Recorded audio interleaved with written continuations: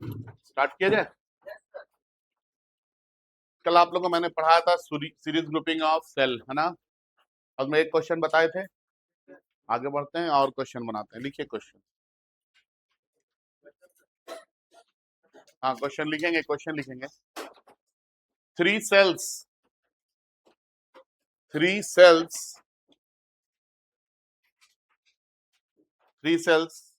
having EMF 5 volt, 3 volt and 2 volt.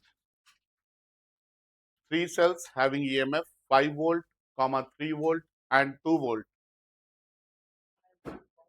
3 volt and 2 volt are connected in 5 volt, 3 volt and 2 volt, and internal resistance and internal resistance 3 ohm, 2 ohm and 1 ohm respectively.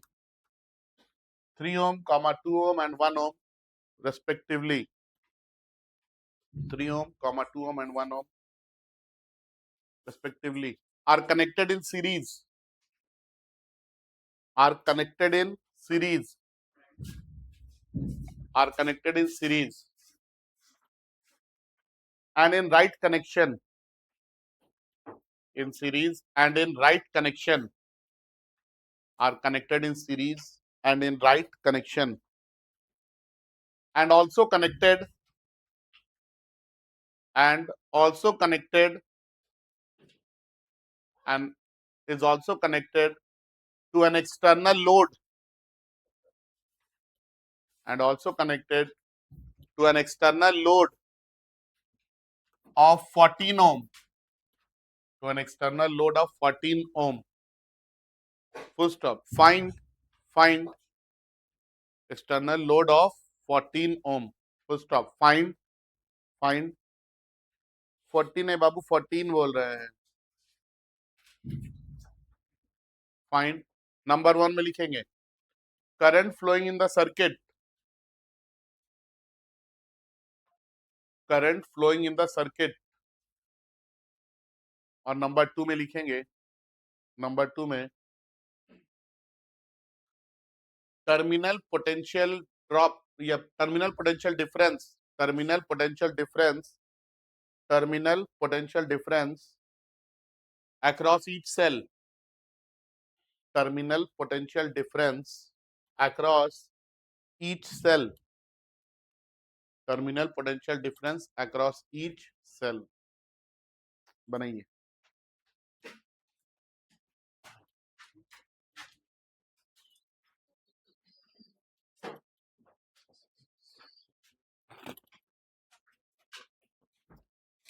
Question बोल रहा है ना कि 3 cell है,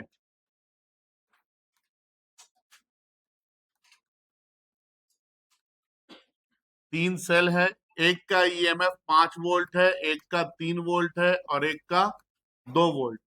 एक का internal resistance 3 ओम है, एक का 2 ओम है और एक का 1 ओम है। ये सीरीज में कनेक्टेड है और राइट कनेक्शन में कनेक्टेड है। राइट में कनेक्टेड है मतलब एक का नेगेटिव दूसरे के पॉजिटिव से, दूसरे का नेगेटिव तीसरे के पॉजिटिव से, इस तरह से कनेक्ट होगा। ठीक है। और इसके बाद एक एक्सटर्नल रेजिस्टेंस से कनेक्ट कर दिए हैं। ये लोड रेजिस्टेंस है, कितना ओम है ये? 14 ओम,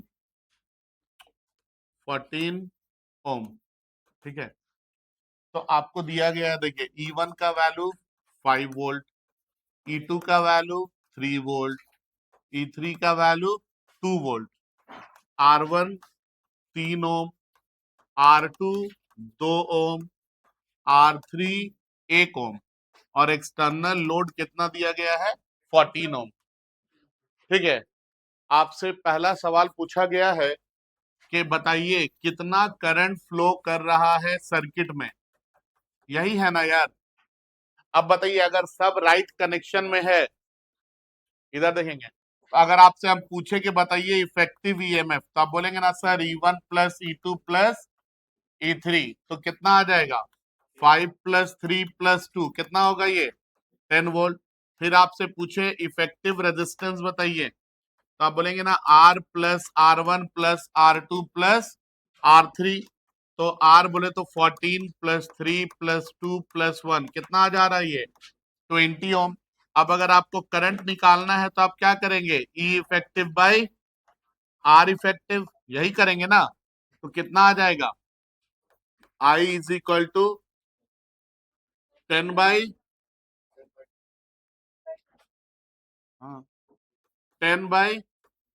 20 कितना आ जाएगा ये आ जा रहा 0.5 एम्पियर। ठीक है, कोई दिक्कत नहीं। इसके बाद दूसरा सवाल क्या है, terminal potential difference across each cell. अब देखिए सेल से करंट बाहर निकाले, ये करंट इधर गया, इधर से फिर इधर आया, इधर आया। अब देखिए सब जब राइट कनेक्शन में है मतलब सारा सेल डिस्चार्ज हो रहा है, सबसे करंट बाहर निकल रहा है। और जब करंट बाहर निकलता है तो टर्मिनल पोटेंशियल डिफरेंस के लिए क्या फॉर्मूला यूज करते हैं, V is equal to e minus i r. तो यही लगाएंगे। तो V1 इक्वल टू इसमें कितना होगा, तो क्या लिखेंगे इसके लिए E1 minus i are one. अब बताइए E1 का वैल्यू कितना 5 माइनस आई का वैल्यू कितना निकाले 0.5, R1 कितना दिया है 3। तो ये कितना आ जाएगा 5 - 1.5 कितना हो गया ये 3.5 वोल्ट। ठीक है, इसी तरह से आप कैलकुलेट करेंगे तो V2 भी मिलेगा। V2 इक्वल टू क्या लिखेंगे E2 minus i are to. ये देखिए सब डिस्चार्ज हो रहा है इसीलिए सब में सेम फॉर्मूला यूज कर रहे हैं। ठीक है, तो ये कितना दिया है 3 माइनस 0.5 इंटू 2। तो कितना आ जाएगा 3 - 1 कितना आ जाएगा ये 2 वोल्ट आ जाएगा। और इसी तरह से V3 कितना आ जाएगा E3 minus i are three. E3 का वैल्यू कितना है 2 माइनस 0.5 इंटू 1 कितना आ जाएगा ये 1.5 वोल्ट। ठीक है, बन जाएगा इस तरह क्वेश्चन। कॉपी कीजिए।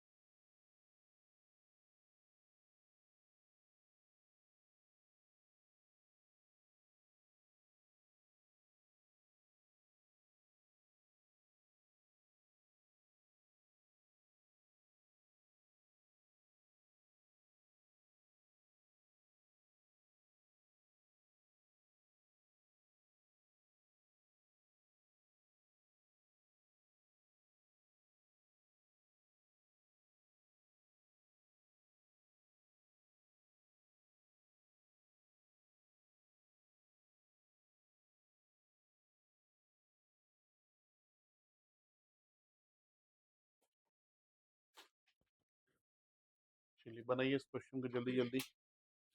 बन जाएगा। 3 4 7, गुड, वेरी गुड।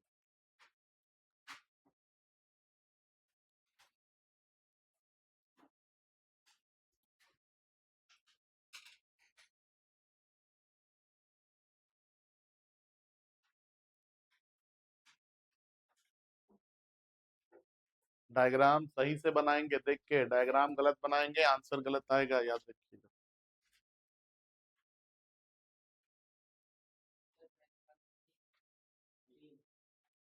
हाँ, नहीं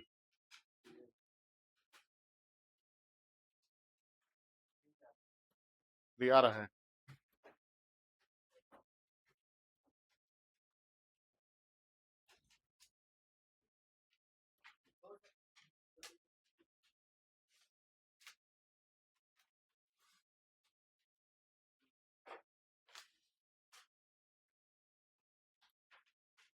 देखिए, ये 9 वोल्ट है ना बाबू, सबसे ज्यादा तो यही दिख रहा है। यहीं से करंट को निकालिए बाहर। निकाले, सेल से करंट बाहर निकलेगा ना, जो ज्यादा वोल्ट है वहां से निकलने के ज्यादा चांस है। तो 9 वोल्ट वाले से निकला करंट बाहर, ये करंट इधर आएगा, ठीक है। फिर ये करंट इधर जाएगा, फिर ये इधर से बाहर आएगा। अब बताइए, देख करके क्या समझ में आ रहा है? देख के क्या समझ में आ रहा है? करंट फ्लो करवाने के बाद क्या समझ में आ रहा है? हाँ, ये दोनों डिस्चार्ज हो रहा है और ये चार्ज हो रहा है। हाँ या ना? समझ में आ रहा है बात मेरा क्या बोल रहे हैं? है ना? अब अगर आपको बोला जाए, पहले गिवन डाटा लिख लीजिए। E1 का वैल्यू कितना? 9 वोल्ट। E2 का वैल्यू कितना? 6 वोल्ट। E3 का वैल्यू कितना? 3 वोल्ट। इंटरनल रेजिस्टेंस कितना है? R1 3 ओम। R2 कितना है? 1 ओम। और R3 कितना है? 2 ओम। अब आपको बोला गया कि करंट बताइए। तो करंट निकालने के लिए आपको क्या चाहिए? ईएमएफ चाहिए और रेजिस्टेंस चाहिए। तो इफेक्टिव ईएमएफ निकालिए, ठीक है। तो बाबू, जो डिस्चार्ज हो रहा है उसको प्लस में लिखते हैं। तो क्या लिखेंगे? E1 plus E2। और ये तो चार्ज हो रहा है ना, तो इसका ईएमएफ माइनस करते हैं ना। भुला गए क्या लोग? तो सबको ऐड क्यों कर दे रहे हैं? तो कितना आया? 9 + 6 - 3 कितना आ जाएगा? ये 12 वोल्ट आ जाएगा। समझ में आया बात? ठीक है, डिस्चार्ज और चार्ज ही का मेन काम है यहाँ पे, ठीक है ना। इसके बाद आर इफेक्टिव। अब सारे रेजिस्टेंस को क्या कीजिए? ऐड कर दीजिए। R1 + R2 + R3 सबसे सेम करंट फ्लो कर रहा, मतलब सीरीज में है, हाँ या ना? तो कितना आ जाएगा? 3 + 1 + 2 कितना आ गया? ये 6 ओम आ गया। अब बताइए, करंट बताना आसान है। तो I = कितना आ जाएगा? E effective by R effective. E effective कितना? 12/6 कितना आ गया? ये 2 एम्पियर आया। ये वाला आंसर आया ना? अब दूसरा सवाल पे आते हैं। दूसरा सवाल बोलता है टर्मिनल पोटेंशियल डिफरेंस। तो ये और ये दोनों डिस्चार्ज हो रहा है, और डिस्चार्ज के केस में टर्मिनल पोटेंशियल डिफरेंस क्या लिखते हैं? E - IR। तो V1 = E1 - IR1। तो 9 - 2 × 3 कितना आ जाएगा? 9 - 6 बोले तो 3 वोल्ट। V2 कितना होगा? यहाँ पे ये भी डिस्चार्ज हो रहा है ना, ये भी डिस्चार्ज हो रहा है, तो क्या लिखेंगे? E2 - IR2 मतलब 6 - 2 × 1 कितना आ गया? ये 4 वोल्ट। और लास्ट वाला देखिए, लास्ट वाला क्या हो रहा है? चार्ज हो रहा है। और चार्ज के लिए क्या बताए हैं? क्या लिखना है? E + IR लिखना है, हाँ या ना? बताए थे ना यार सब चीज, ठीक है। तो यहाँ पे E + IR लिखेंगे। तो V3 = कितना आ जाएगा? 3 + 2 × 2 कितना आ जाएगा? 3 + 4 जो कि 7 वोल्ट हो जाएगा।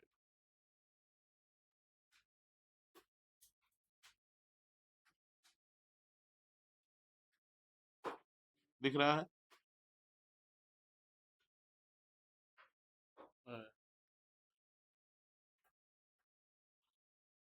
कॉपी कीजिए। इस तरह क्वेश्चन मिलेगा तो बना लेंगे ना।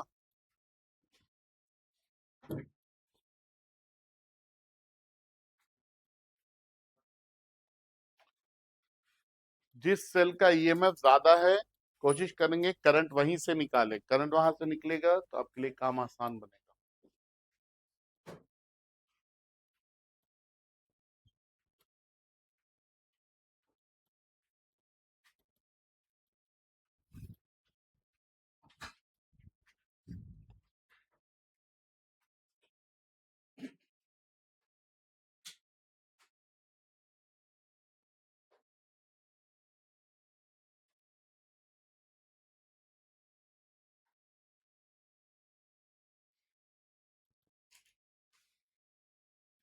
ई माइनस आई आर कब यूज करना है, ई प्लस आई आर कब यूज करना है, क्लियर हुआ कॉन्सेप्ट?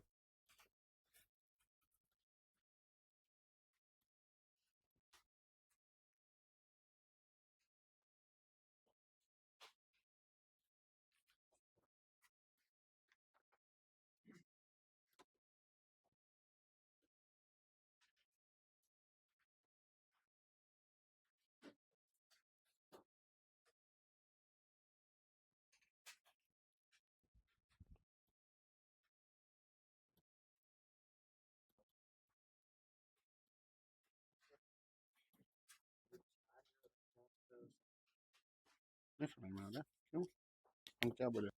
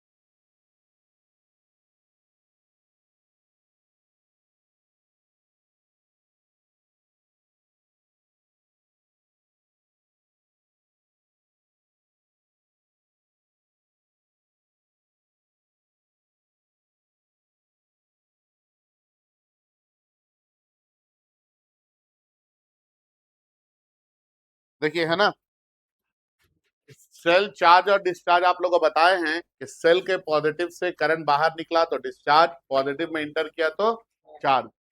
अब करना क्या है, करंट आपको खुद फ्लो करवाना है। अब कैसे फ्लो करवाना है, तो जो सबसे ज्यादा वोल्ट वाला सेल होगा ना, पोटेंशियल वाला, उसको उससे करंट क्या कीजिएगा, बाहर निकाल दीजिएगा, ठीक है।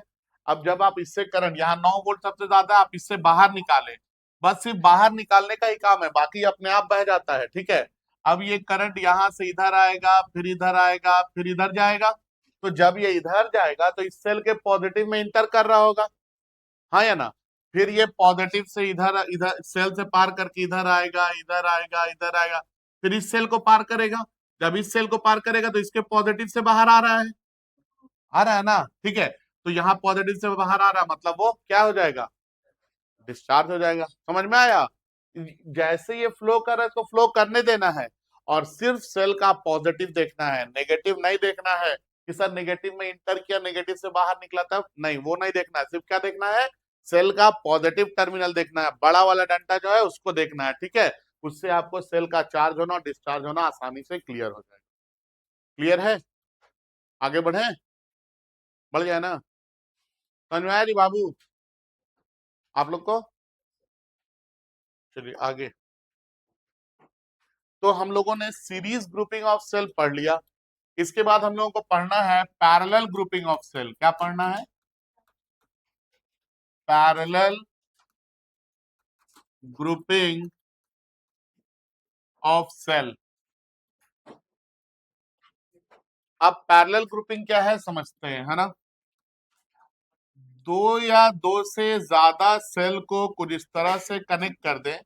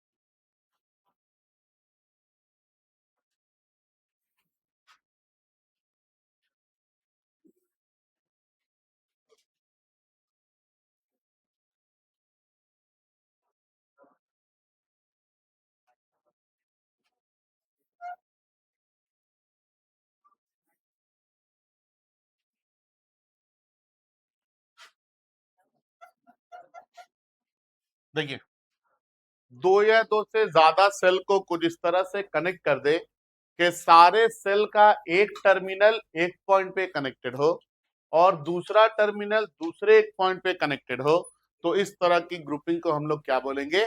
पैरेलल ग्रुपिंग ऑफ सेल बोलेंगे। क्या बोलेंगे इसको? Parallel grouping. मान लेते हैं कि सारा सेल आइडेंटिकल है यहाँ पे, ठीक है? सारा सेल क्या है? आइडेंटिकल। और टोटल नंबर ऑफ सेल हमने कितना यूज किया है? m सेल यूज किया है, ठीक है? जितना सेल है सब क्या है? आइडेंटिकल है। आइडेंटिकल है का मतलब है कि सारे सेल का ईएमएफ और इंटरनल रेजिस्टेंस क्या है बच्चों? सेम है, ठीक है? इसको मैंने पैरेलल कनेक्शन में कनेक्ट कर दिया है। अब जब ये सारा सेल इस तरह से कनेक्ट हो गया और इसके बाद मैंने इसको एक एक्सटर्नल लोड से कनेक्ट कर दिया है, तो पक्का है कि यहां से क्या होगा? करंट बाहर निकलेगा। हमको बोला जाता है कि बताइए पैरेलल ग्रुपिंग में कितना करंट बाहर निकलेगा, ठीक है? और आपके लिए वो इफेक्टिव कब होगा और इनइफेक्टिव कब होगा, लिखेंगे। Parallel grouping of cell, parallel grouping of cell लिखेंगे इसमें। कंबाइनिंग कंबाइनिंग कंबाइनिंग टू और मोर सेल, टू और मोर cell, combining two or more cell, two or more cell in such a way that, in such a way that, in such a way that, in such a way that one terminal of all the cell, in such a way that one terminal of all the cell, one terminal of all the cell are connected at one point, are connected at one point, are connected at one point, and and and other terminal of all the cell, and other terminal of all the cell are connected, other terminal of all the cell are connected, are connected at another one point, are connected at another one point, then this type of grouping,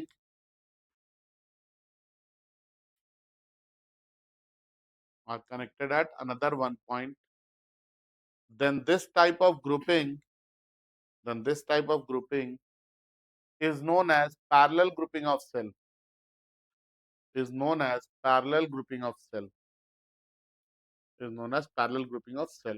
heading में डालेंगे फिर expression for, expression for electric current, heading में लिखेंगे expression for electric current, तो ये heading में लिखना है ना? expression for electric current, electric current due to parallel grouping of, due to parallel grouping of electric current, due to parallel grouping of m, small m, m identical cell, m identical cell, m identical cell, ठीक है? अब देखिए, अगर हम आपसे यहाँ पे पूछे कि बताइए बच्चों इफेक्टिव ईएमएफ कितना होगा, तो देखिए दो पॉइंट के बीच का जो डिफरेंस है यही बताना है। आप ये रास्ते से जाएंगे तो भी ईएमएफ कितना है? ई है। इससे जाएंगे तो भी ईएमएफ कितना है? ई है। इससे जाएंगे तो भी ईएमएफ कितना है? ई है। तो ईएमएफ, इफेक्टिव ईएमएफ कितना आ जा रहा है आपके पास? ई आ जाएगा, आएगा ना? अरे कोई भी रास्ते से जाइए ईएमएफ कितना मिलेगा? ई ही मिलेगा ना, ठीक है? इधर देखेंगे, इधर। इसके बाद अगर आपसे हम पूछे कि बताइए effective internal resistance, effective internal resistance, resistance, तो आप बोल सकते हैं sir 1/R effective is equal to, देखिए सब पैरेलल में कनेक्टेड है ना, और पैरेलल में कैसे निकालते हैं, 1/R1 plus 1/R2 plus 1/R3 करके। तो 1/R plus 1/R plus 1/R कितने टाइम्स, m टाइम्स, ठीक है। तो ये कितना आ जाएगा, 1/R इफेक्टिव, ये कितना आ जाएगा m/R। तो R इफेक्टिव कितना होगा, R डिवाइडेड बाई m। तो ये आपने इफेक्टिव मतलब टोटल इंटरनल रेजिस्टेंस निकाल लिया। इस ठीक है, इसके बाद इफेक्टिव टोटल रेजिस्टेंस, ये इंटरनल हो गया। अब टोटल इफेक्टिव टोटल रेजिस्टेंस बता सकते हैं। तो आर इफेक्टिव, अब देखिए इधर ये सब पैरेलल में है, तो पैरेलल का कितना आया R/M। अब इतने सारे रजिस्टर के जगह आप एक रजिस्टर लगा सकते हैं जिसका वैल्यू कितना होगा, R/M होगा। ये जो R/M आ रहा है ये इसके साथ कैसे कनेक्टेड है, सीरीज में। कैसे कनेक्टेड है, सीरीज में। तो अगर इफेक्टिव टोटल रेजिस्टेंस निकालेंगे तो कितना आ जाएगा, R प्लस R/M, M को एलसीएम ले लेंगे तो आपको क्या मिल जाएगा, capital R effective equal to M into r plus small r divided by M। आ जाएगा ना ये। अब आपसे बोला गया कि करंट बताइए, करंट क्या है बच्चों, तो करंट है E effective by R effective. Effective EMF कितना है, E है, और इफेक्टिव रेजिस्टेंस कितना है, M into r plus small r divided by M। ये M ऊपर चला जाएगा तो I इक्वल टू कितना आ जाएगा, M into e by M into capital R plus small r। होगा या नहीं होगा, ये आपने करंट निकाला। अब आपके लिए कब इफेक्टिव है और कब इफेक्टिव नहीं है वो चीज चेक करेंगे हम लोग। तो ये आता है स्पेशल केस, स्पेशल केस। और इसमें स्पेशल केस में पहला है case 1, if M into r का वैल्यू बहुत बड़ा हो जाए किससे, स्मॉल r से। स्मॉल r से बहुत बड़ा है तो क्या करेंगे फिर हम लोग, नेग्लेक्ट कर देंगे, हाँ या ना। किसको, नेग्लेक्टिंग स्मॉल r, क्या आ जाएगा आपके पास, I is equal to M into e by M into M और M। तो I इज इक्वल टू कितना, E बाई R। अब देखिए आप अगर एक सेल यूज करते तो कितना आता resistance, current E by R आता। M नंबर ऑफ सेल भी यूज कर रहे तो भी कितना आ रहा है, नहीं समझे। अरे अगर हम एक सेल यूज कर लेते, E है R है और एक्सटर्नल रेजिस्टेंस जो है ना ये कैपिटल R है, तो करंट अगर आप निकालते, अगर आप करंट निकालते क्या लिखते, E by capital R plus small r। और स्मॉल r, कैपिटल R जो है ये बहुत बड़ा हो जाता है स्मॉल r से, तो आप इसको नेग्लेक्ट कर देते, करते ना। तो I इक्वल टू कितना हो जाता है, E बाई R। एक सेल यूज करते तो भी current E by R, M number of cell use किए तो भी करंट कितना, E बाई R। ये आपके लिए फायदेमंद है या नुकसानदायक है, नुकसान दे रहा है ना, तो इट इज इनइफेक्टिव, हाँ या ना। यहाँ पे नंबर ऑफ सेल बढ़ाने से, आप सेल तो बढ़ा दिए लेकिन सेल बढ़ाने से करंट का वैल्यू बढ़ा क्या, एक सेल में भी करंट E बाई R था, 1000 सेल में भी करंट कितना आ रहा है, E बाई R। तो हम क्या बोलेंगे, इट इज इनइफेक्टिव, ये हमारे लिए काम का नहीं है। इसी तरह से केस 2 है, अगर ऐसा हो जाए इफ ये स्मॉल r बहुत बड़ा हो जाए किससे, MR से, तो इस बार क्या करेंगे, इस बार नेग्लेक्ट कर देंगे किसको, M इंटू आर को। तो क्या आ जाएगा आपके पास, I is equal to M into e divided by small r। इस बार करंट M टाइम से बढ़ गया ना, हाँ या ना। तो इसको हम लोग क्या बोलेंगे, इट इज इफेक्टिव। एक सेल अगर रहता, सिंपल देखिए ना, एक सेल रहता तो यहाँ पे हम क्या करते, कैपिटल R सिर्फ हटाते तो E बाई R आता, एक सेल रहता तो E बाई स्मॉल r होता। अब जब M नंबर ऑफ सेल है तो M into e by small r हो गया, मतलब ये करंट कितने टाइम से बढ़ गया, M टाइम से बढ़ गया, हाँ या ना। ठीक है, मतलब ये हमारे लिए इफेक्टिव है। अब समझिए, जब पैरेलल ग्रुपिंग होगा, जब हम लोग क्या करेंगे, पैरेलल ग्रुपिंग करेंगे, है ना। जब पैरेलल ग्रुपिंग हम लोग करेंगे तो पैरेलल ग्रुपिंग के केस में आपका एक्सटर्नल रेजिस्टेंस जितना छोटा होगा, एक्सटर्नल रेजिस्टेंस जो बाहर से जो लगा रहे वो जितना छोटा होगा आपको करंट उतना ज्यादा मिलेगा। ठीक है, समझ में आया बात, ठीक है, आप कीजिए तो।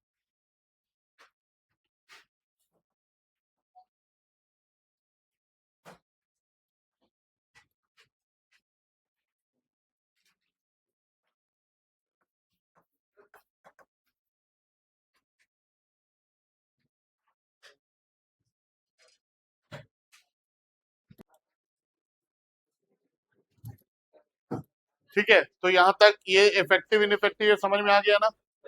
आगे बढ़े, चलिए आगे सुनेंगे।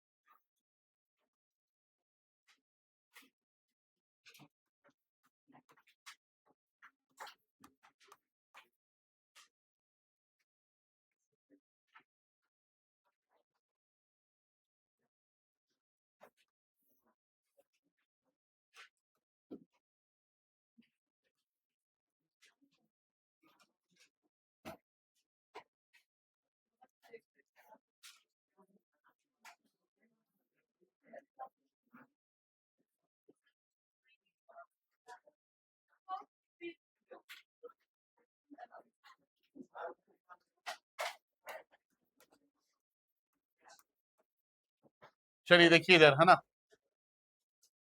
यहाँ पे हम लोगों ने दो अलग अलग ईएमएफ का सेल लिया है, मतलब अलग अलग सेल है। ठीक है, अभी तो इससे पहले जो हम लोग केस देखे थे सारा सेल का ईएमएफ सेम था, इफेक्टिव ईएमएफ हम लोग लिख दिए थे, है ना।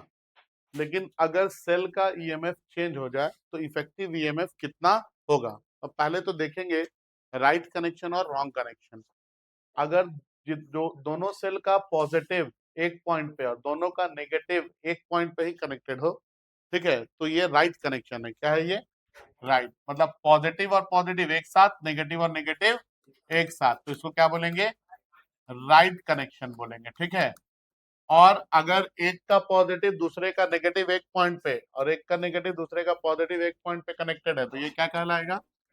रॉन्ग कनेक्शन कहलाएगा। ठीक है, इसको बोलेंगे रॉन्ग कनेक्शन। ठीक है, अब देखेंगे जब भी राइट कनेक्शन होगा तो इफेक्टिव ईएमएफ जो हम निकालेंगे, इफेक्टिव ईएमएफ, इसका ईएमएफ इसका इंटरनल रेजिस्टेंस मतलब E1 इंटू R2, E1 को किससे मल्टीप्लाई करेंगे? R2 से, और E2 को किससे मल्टीप्लाई करेंगे? R1 से। E2 into R1 divided by ये R1 और ये कितना है? R2 है, तो divided by R1 plus R2। याद रहेगा ये? क्या करना है? ईएमएफ इसका है तो इंटरनल रेजिस्टेंस इसका है, ईएमएफ इसका इंटरनल रेजिस्टेंस इसका, तो E1 इंटू R2, इसका ईएमएफ है तो इसका इंटरनल रेजिस्टेंस के साथ मल्टीप्लाई करेंगे, तो E2 into R1 divided by R1 plus R2। उसी तरह से अगर रॉन्ग कनेक्शन है और मान लीजिए कि E1 बड़ा है E2 से, तो यहाँ पे इफेक्टिव ईएमएफ क्या लिखेंगे? लिखेंगे E1 इंटू R2, और ये रॉन्ग है तो बीच में क्या आ जाएगा? Minus E2 into R1 divided by R1 plus R2। याद रहेगा? एग्जाम में ऑब्जेक्टिव में ये बहुत जोर पूछा जाता है ये सवाल। ठीक है, कि बताइए तो इफेक्टिव ईएमएफ कितना होगा। ये डायग्राम भी बना के दे देगा। ठीक है, ये डायग्राम दे देगा। अब आपको देख के वहां समझना है पहले कि आपको जो सर्किट दिया गया है ये राइट कनेक्शन है या फिर रॉन्ग। अगर राइट कनेक्शन है तो ऑब्जेक्टिव में ये वाले को सही टिक करके आएंगे, और अगर रॉन्ग कनेक्शन होगा तो ये वाले को टिक करके आएंगे। समझ में आया बात? कोई दिक्कत नहीं ना? लिख लीजिए। यहाँ पे आपका ग्रुपिंग ऑफ सेल होता है समाप्त। ठीक है, और ये सेल का टॉपिक भी होता है समाप्त। अब इसमें हमको सिर्फ पढ़ना है किरचॉफ लॉ। तो लास्ट टॉपिक कल से स्टार्ट करेंगे हम लोग।